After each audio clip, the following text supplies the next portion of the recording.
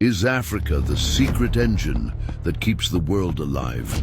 Everywhere you look, your smartphone, your laptop, the battery in your car, even the medicine in your cabinet. There's a hidden story, and it begins in Africa. Africa is not just a continent. It is the world's supply chain. The Democratic Republic of Congo alone holds over 70% of the world's cobalt, the mineral powering electric cars, smartphones, and renewable energy. Without it, the green revolution would collapse overnight.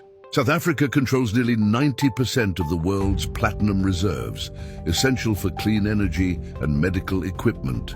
Nigeria and Angola pump millions of barrels of oil, while Ghana and Mali rank among the top gold producers globally. Yet despite this unimaginable wealth, here's the paradox. Africa remains the poorest continent. Why? Because the resources leave raw and cheap and come back as finished goods with a price tag Africans cannot afford. A ton of cocoa beans leaves Côte d'Ivoire at $2,500. But when processed into chocolate in Europe, that same ton generates over $20,000. Crude oil leaves Nigeria, but refined fuel returns at double the cost. Africa feeds the world, but millions of Africans struggle to eat. This is not by accident, it is a system. A system designed so that the West thrives while Africa survives.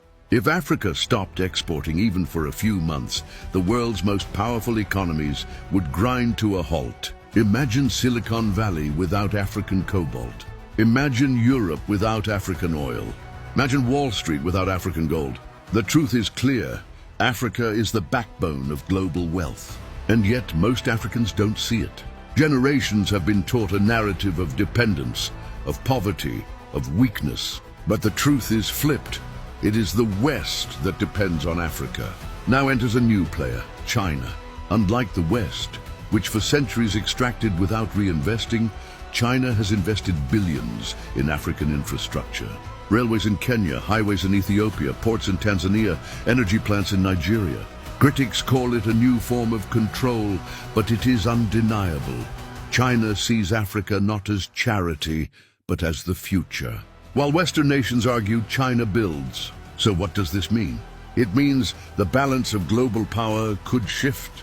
Because the day Africa decides to refine its own minerals, to process its own cocoa, to export not raw materials, but finished products, the world order will be rewritten. Imagine Africa selling smartphones made with African cobalt, refined in African factories, powered by African engineers. Imagine African fuel refined in Africa, African gold crafted into jewelry in Africa, African wheat feeding African families first before exports. The rest of the world would no longer hold the keys. Africa would, and that's the hidden truth. Africa has always been portrayed as weak, but in reality, it holds the strongest cards. Land, water, minerals, youth and energy, the foundation of tomorrow's world. The question is not whether the world needs Africa. The question is, when will Africa realize it? If Africa chose to rise, who would really be begging at whose door? The world depends on Africa more than it dares to admit.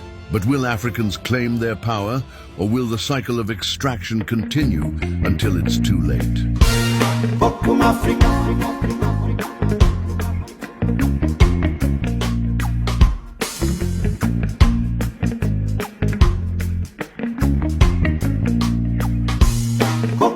Africa.